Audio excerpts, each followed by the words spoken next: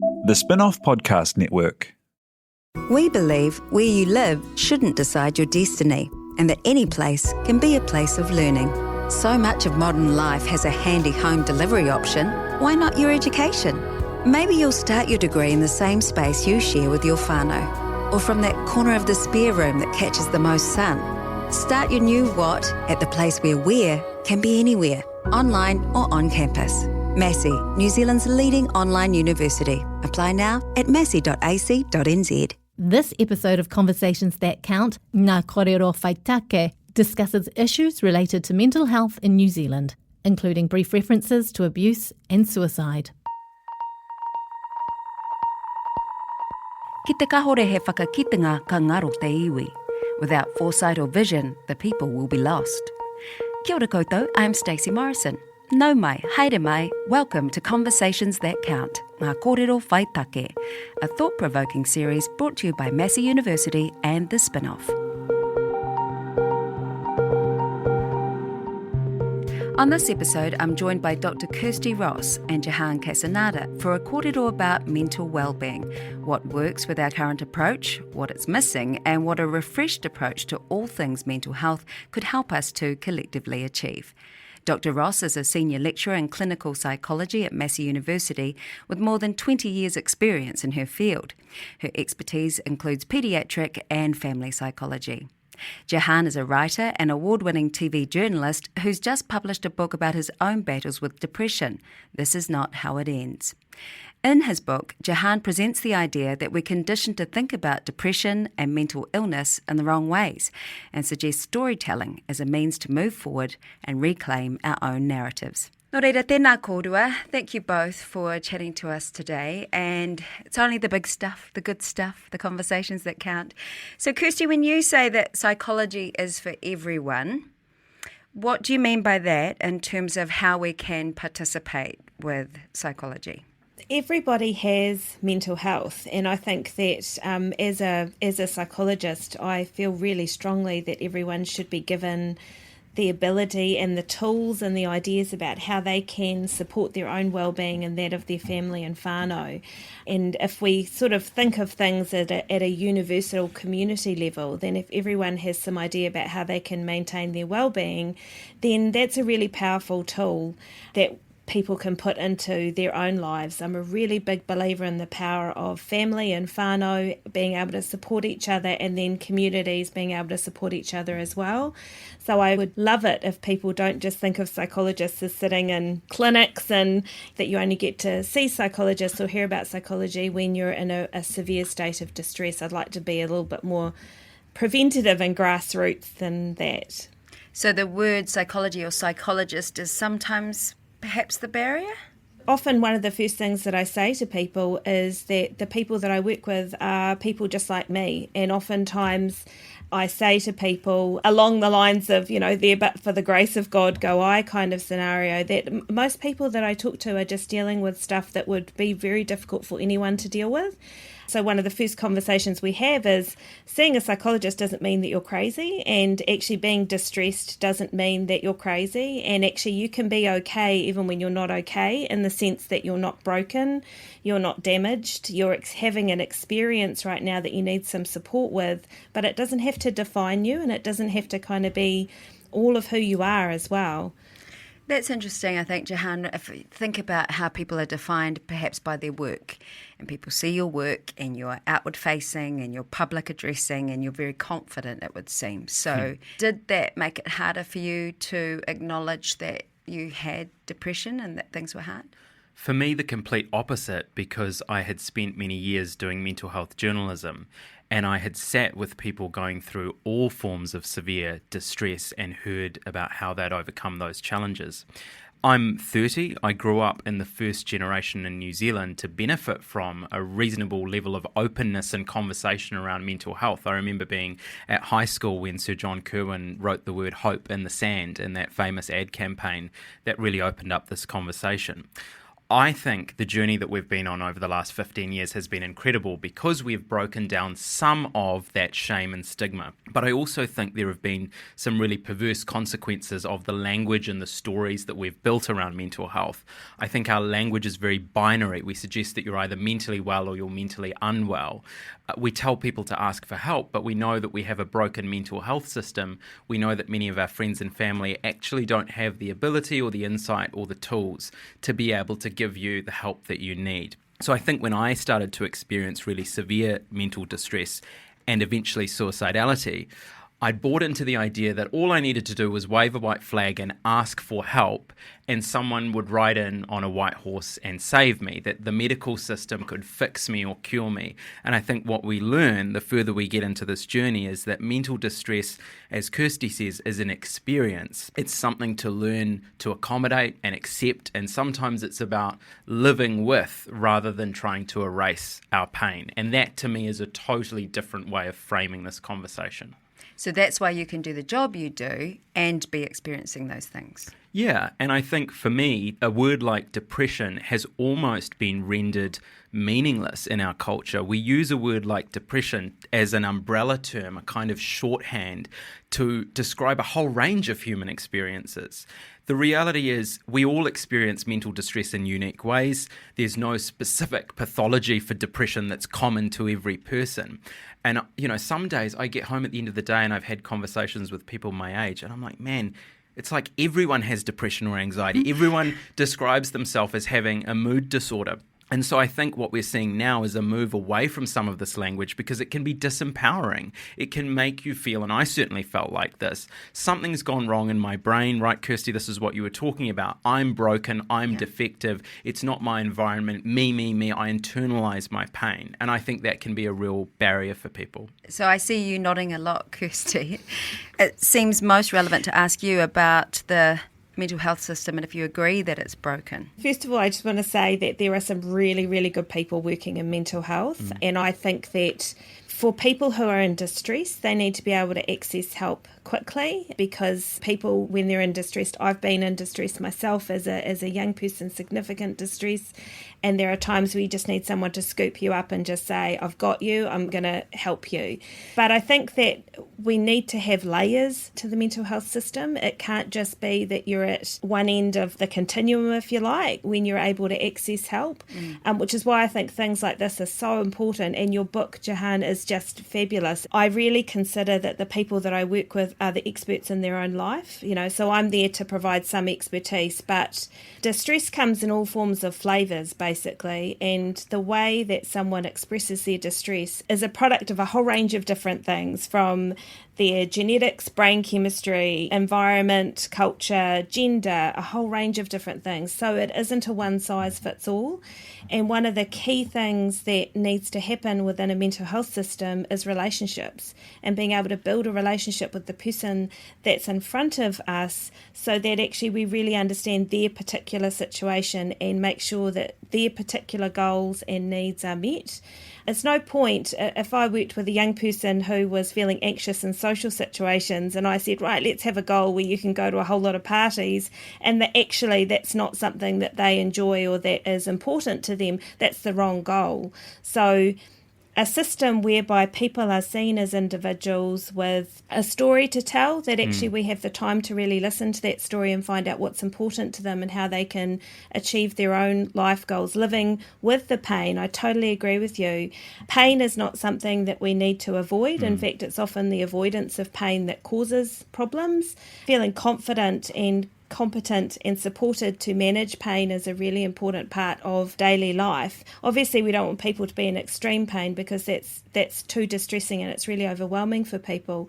But it's a little bit like trying to chase a rainbow if you're trying to find a life without pain, because that's not a great goal to have. So relationships are really key in a mental health system, and making sure that we're talking to the right people at the right time. Sometimes clients will say to me, my depression or my anxiety, and I'm like, no, these are experiences that you have. You're a person, you have all these goals and dreams and connections and values and beliefs, and sometimes these are experiences that you have, but it doesn't define you. It's not your identity. The second wave, I think you called it, Jehan, about actually, it's great. I'm a little bit older than you, Jehan, and so I grew up when I was a teenager where we didn't talk about feelings, and these conversations were not held, and that was not a good thing. But holding those conversations is really powerful, as long as people don't feel paralysed by that and hopeless, actually, in a really perverse way, as you say, that actually this is what I have, and therefore this is kind of my future, this is my destiny, this is what defines me. So teasing that out is important. Yeah, it's really interesting. I was quite shocked. Someone last week said to me, well, you'd never get nervous. And I said, well, that's ridiculous. How would you know? Yeah, but also how ridiculous would it be to never get nervous? Yeah. That's just not having a full human experience. But we project things onto other people, I guess, to say you must be like this. What I'm interested in, especially when you're both talking, is access, because I've been shocked sometimes how hard it is to access mental health support. Okay, if you're resourced up and if you're able to pay for a psychologist, what would you say about our system and access to expertise? I think our system is profoundly inequitable, and the nature of the help that you receive is very much dependent on a range of factors. Your socioeconomic status, can you pay $120 an hour to go and see someone? Are you living in the provinces in an area where there is no counsellor? How are you treated by that system on the basis of your ability to communicate, your race, your cultural background, your identity? I was really fortunate as a working professional in Auckland, kind of in the ideal situation to be able to get the help. But I also felt that in seeing my GP, I had a really great counsellor. I had a bad experience with a psychiatrist. I often felt like I wasn't being heard, but I also felt that there was something sitting beneath the surface of my distress that I wasn't really getting to the root of. And that's how I landed on storytelling, the concept of narrative psychology, which is what my book is about. The idea that each of us has an internal story that explains who we are, where we've come from, and where we're going. And so I got really interested in, as a journalist, having sat with people who had rewritten their life stories. They couldn't change what had happened to them, whether it was their sexual abuse or being in the Christchurch terror attack, but they could change their interpretation. For me, that was the game changer. It wasn't running round and round Greyland Park in the middle of the night, which was one of the things that I did try and do as a way of coping with my distress.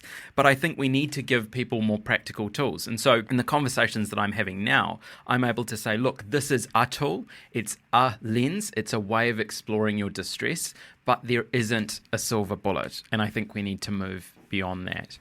And I like how you bring up narrative because that's central to the Māori worldview of not only mental health but spiritual health as well, which is something that comes up. I know that you support as well, Kirsty, but you're desperate to say something. Well, I just wanted to say that I feel like we've divorced the mental from the other parts that make up a human life.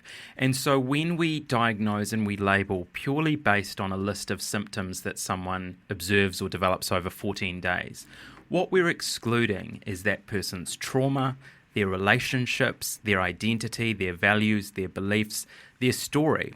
So Kirsty, that's been my experience, the fact that the whole person is not taken into account in our mental health system. So is it any wonder that so many people feel that they're not being heard even when they're making the right calls and asking for help? I could not agree with you more. So I'm going to make a little plug for psychology here because I train in our training program. So I teach up and coming kind of psychologists. And one of the key things that we do is what's called a formulation or a case conceptualization. So what we've always said is that a diagnosis describes a current experience. It helps us to put a little bit of a framework around it, and that's useful because some of what that does is says to someone, we understand your experience, there's a name for it, there's a body of research, there's some treatments that we know have got really good outcomes, and so that's a really helpful thing. Yes. If it stops there. And by that I mean that it doesn't tell me the story of the person. I am a massive believer in narrative as well, Jehan, and Certainly working with children, stories are really important. Yeah. But working just with human beings, stories are really important. And part of my job is to tell the story of the person.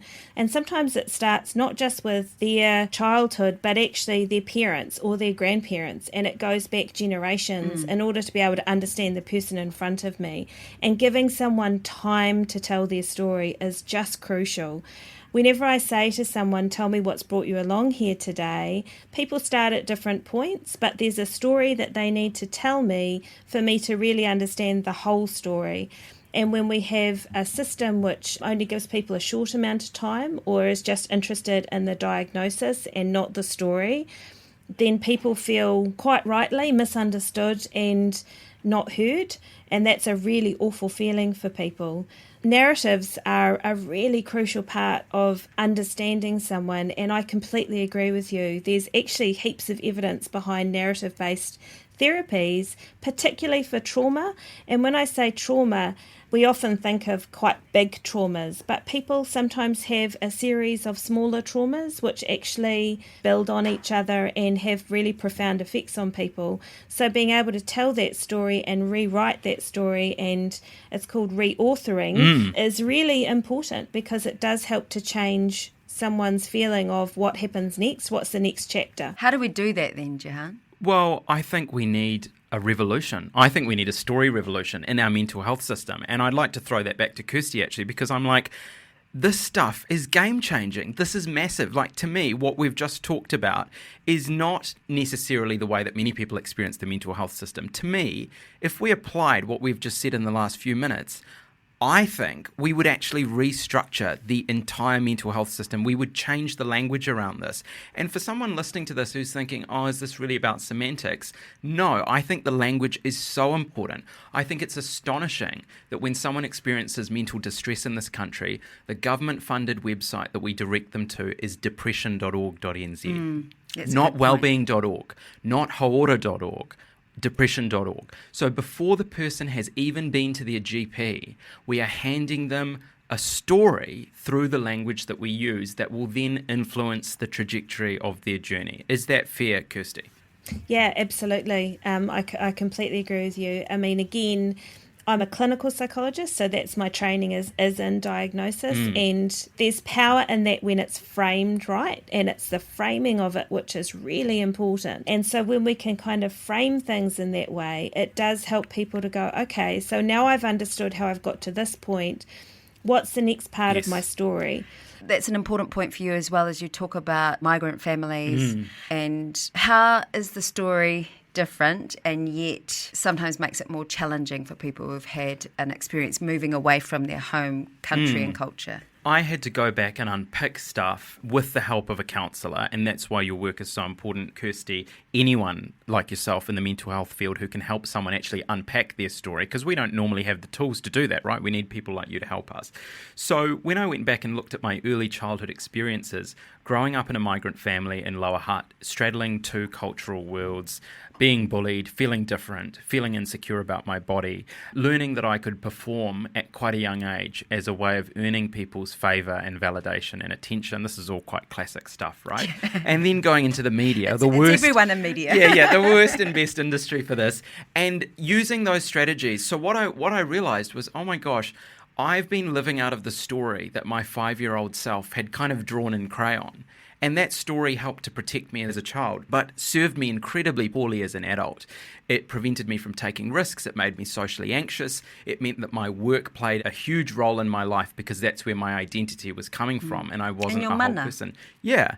And so I've had to go back and rewrite a lot of those narratives and also, I guess, learn to have empathy for my childhood self, learn to not be so hard on myself, have empathy for other people in my life who've hurt me. And I can't explain all of that work in this conversation, but the nub of that is changing the narrative. And what that's allowed me to do is move through my distress, recognize that some of the things that I've felt, like isolation or grief, are normal human emotions. I didn't need to pathologize them. They're not symptoms of a mood disorder. And again, I just really want to emphasize and contextualize what I've said in this conversation. My line is, do whatever it takes to save your life. Do whatever you need to get well, whether that's taking antidepressants, counselling, exercise, if it's standing on your head every morning and drinking a cup of water. I don't care. Do whatever works for you. But at the same time, be open to delving into your past and doing the hard work of rewriting that story, because ultimately it will hold you in good stead. Kia ora. And Kirsty, I wonder if sometimes you see people strip back to that 5-year-old when you're talking to them. And that's one of the things that we kind of say is we've all got buttons. I know for myself, I came into psychology to understand my own story through adolescence, and through being a psychologist, I also needed to understand pain that my parents carried and where that had come from in terms of my grandparents, actually. And that was right back to World War II. And it's just lucky that I love history and I, just love kind of delving into that. But there are historical factors that come into many people's stories that's really important. And oftentimes when we have a really strong emotional reaction, it is that inner child, if we call it that, and being able to be really kind to that inner child, because usually what happens is as adults, we are very condemning, we're really critical of our inner child, and we're kind of really judgy and sort of like pull it together, especially, why are you feeling that way? That's ridiculous, stop it. And we kind of have this very negative inner critic that actually, instead of scooping up that inner child and saying it's okay, it's all right, you're doing okay, and kindness and compassion to ourselves, we kind of do the opposite. And when I say to clients, what would you say to a good friend who is experiencing this, or what would you say to your own child who might be distressed, they always have a different response. They're always much more kinder, much more compassionate, much more able to take a step back. But we're really hard on ourselves. We have very high expectations of ourselves that we're supposed to have it all together all the time. And that's where the kind of you're okay when you're not okay sort of mantra comes in. I had a client the other day who said she had a sulking day, and I was like, good on you. That's really awesome that you were able to do that for yourself, because that was just what they needed to do. We don't have to be happy all the time. Yeah, and it doesn't mean that you can't necessarily do what you have to do on a daily basis. Yes, and such a great point about happiness, because I think this is the whole problem. We live in a culture that tells us that we're entitled to have a default level of comfort and contentment and happiness. And I have come to the conclusion that so much of our distress is the product of our own expectations not being met. It's about the way that we frame the nature of life. We live in a largely comfortable Western culture, even though many people in this country live in difficult circumstances and struggle. But the reality is, suffering is part of the human experience, and we're deluding ourselves if we think that shouldn't be applicable to us. But it is on Instagram. Everything's perfect. And totally. And we compare our lives to other people. So for me, one of the things that I've had to wrap my head around, and actually my counsellor said this to me quite early on, I was talking about how I was not happy and it was a Saturday morning. And he said, well, rather than trying to have a happy weekend, what if you tried to have a meaningful weekend? What would it look like to try and do things that are meaningful to you? So to me, storytelling is the process of meaning making. And the amazing thing that happens when you recognize that you're the author of your own story is that you have the power to make whatever meanings you want out of the events that take place in your life, even the things that you can't change. You can't change historically and intergenerationally. Mamae that has existed, and sometimes it's mamae, it's pain from being disconnected from your culture. I know that Mark and Diane Kopua do Mahi Atua, where they have storytelling that really brings out our origin stories and how that can relate to the stories that we are struggling with currently. So I guess one of the challenges we have as Māori that I see is that the understanding that you'll have different energy days, that you have different levels of sadness and happiness, and that there is a balance to things. It's all written in our maramataka. It's very much held in our culture, and yet we haven't been allowed to actually express that and receive the benefits of that. But Kirsty, now we have, thank goodness, Sir Mason Jury and the Whare Tapa Whā model, which helps us. Absolutely. I mean, what a gift. What a gift to people, but what a gift to psychology as well.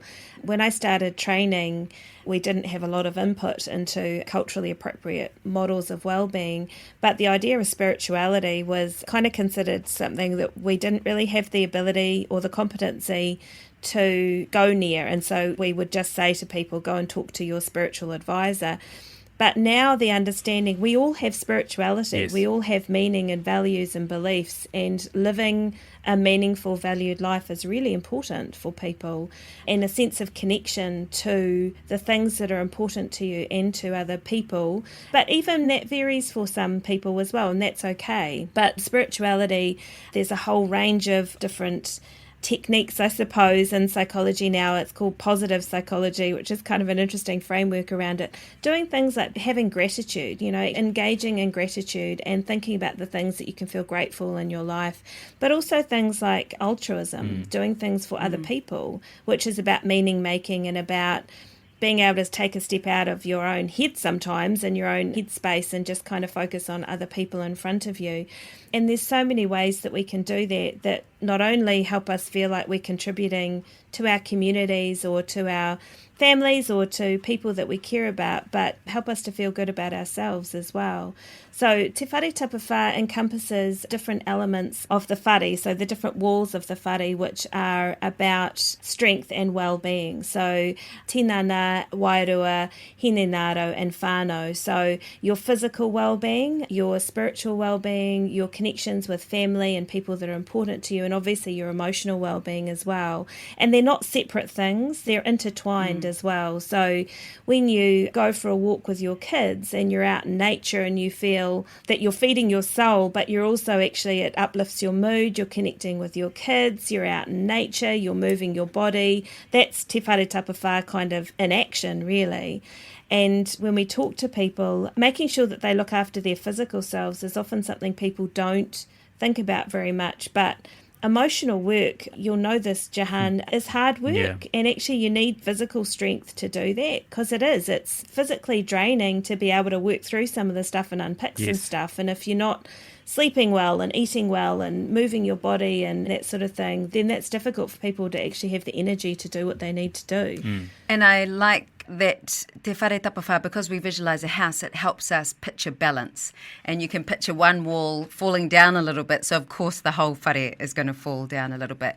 And it's a form of what I'd call decolonising mental health, but that's also impactful for migrant communities as well, because the coloniser Western view is something that you're saying has contributed to how hard you've had to work to unpick this? I was born in New Zealand, and so I have the comfort, I guess, of being very at home in this culture in one sense, but also the sense that this is, in a weird way, not my home. And that's an experience that I think many people will be able to understand. For me, I think I spent a lot of time trying to fix the mental wall and doing that with my own strength. And again, living in a Western culture where conversations around spirituality have, I wouldn't say been taboo, but they've certainly been uncomfortable. I grew up in a Christian family and my faith has been a part of my life. That is something that I've really drawn on. I know that other people have different views and experiences, but as Kirsty says, we all have a set of beliefs and values that explains our place in the world, and we need to reconnect with that in order to be able to ground ourselves. I like how you said, let's not go to a site that says depression.org. What are some other active changes that you can see at a systemic level that would be helpful?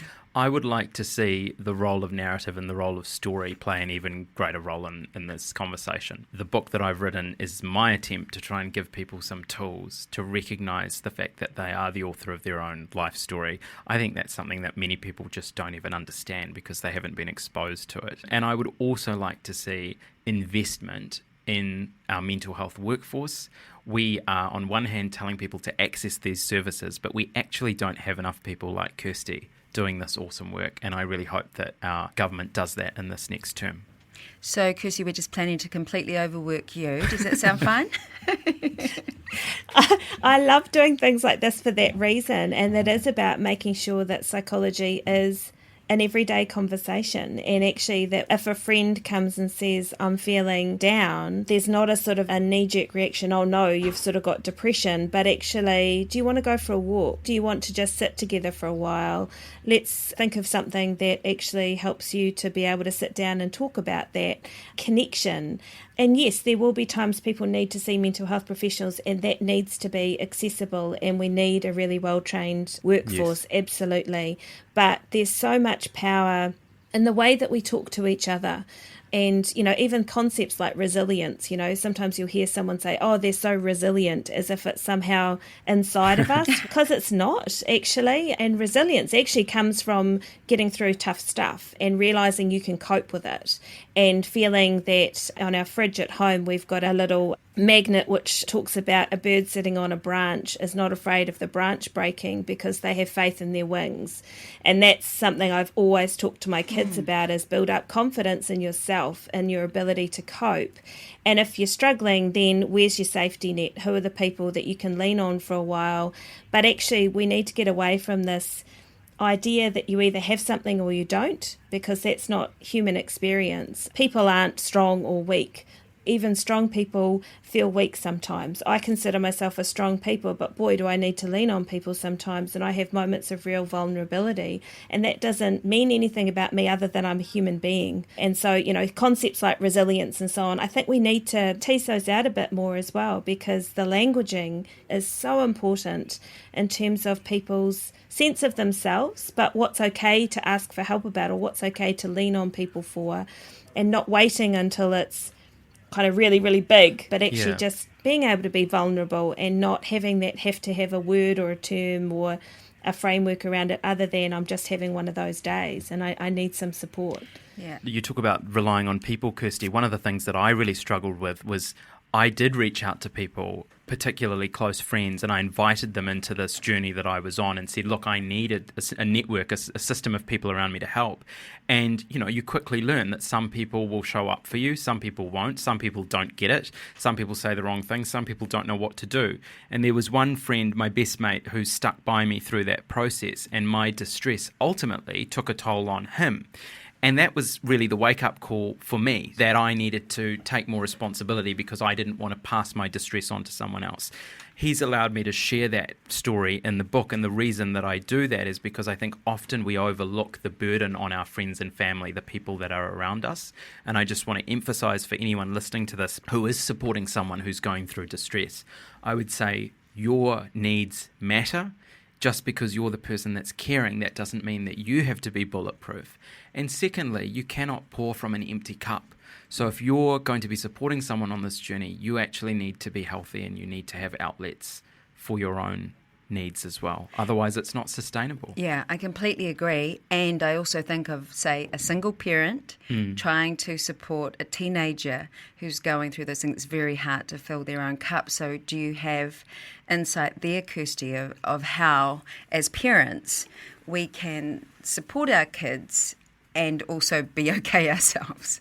Pairing it right back, we need to understand that, there's, again, Instagram, the social media kind of idea that you're always lovingly looking at your children, enjoying every moment of parenting is just, it's so flawed and it's so wrong. I have 2 teenagers whom I absolutely adore, but boy, there's days where I've thought, how many days, before you leave home? And sorry, kids, but I have to say that because I love them dearly, but we're human beings as well. It can't just be self-sacrifice all the time. Because we're teaching them martyrism if we do that. And you couldn't be more right. Actually, my kids call them mum's life lessons, and there are moments which I think of as teachable moments. When I say to my kids, I'm going to go and have dinner with my friends, that's actually modelling something that's really important to me. And so that's a life lesson that kids watch all the time. It's not do as I say, it's do as I do. And so when we can think about what type of adults do we want our kids to be, and that's what we need to model, that's really important. So for people who are supporting someone and they may not have a great number of resources to draw on, they might be single parents, taking moments. I think sometimes we sort of think of self-care as like a weekend away, but it could just be, I'm going to sit down and watch Netflix for an hour. I'm just in the next room. I'm here if you need me, but actually I'm just going to take some time for myself, or I'm going to go for a walk after dinner. I just need some time to myself. It's not a rejection. It's actually modelling, I need to fill my cup. I need to look after myself, and I hope that you will do that for you as well. So parenting is hard work, and if you don't put your own oxygen mask on first, that kind of idea. See, it's funny, when I watch that on the plane, I'm always like, there's no way that I would put mine on before the kid. But I would also say, from the perspective of someone who's been through severe distress, the most useful thing that anyone can do is show up. Consistency was Totally. all I needed. I didn't need you to fix me. I knew that you're not an expert. That's okay. And I think often people feel the burden of what can I do? How can I fix this person? How can I rescue them? And actually the most useful thing that you can do is just be there and be a consistent presence, be able to be someone that can be counted on. As simple as that. Yeah. Can I just ask you finally, Jehan, to tell us what it sounds like when you talk kindly to the Yes. 5-year-old in your head? Well, I almost do that out loud. The image that my counsellor gave me once was, imagine a little version of you, you're putting your arms around that child and you're saying, actually, and I've had to do it this week, you haven't done anything wrong in this situation. This conflict has arisen. It's not your fault. You're safe. You're okay. It's almost as if a parent would talk to a child. We can talk to ourselves like that. A tāhua tēnā whakaaro. Yeah. It's a beautiful thought, and I really hope that it helps someone. I believe that too. Engari mai kore ake wene kōrero ia kōrua tahi. Thank you both for this really important and impactful kōrero that we've had today. A conversation that counts. Tēnā kōrua. Thanks, Stacey. Thank you. If you need help or you're looking for someone to talk to, you can find a short list of services and helplines in the episode description.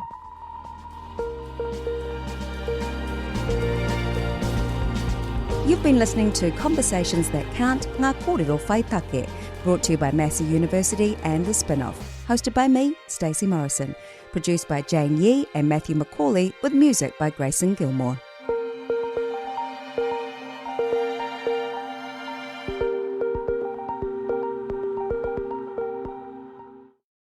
The Spinoff Podcast Network.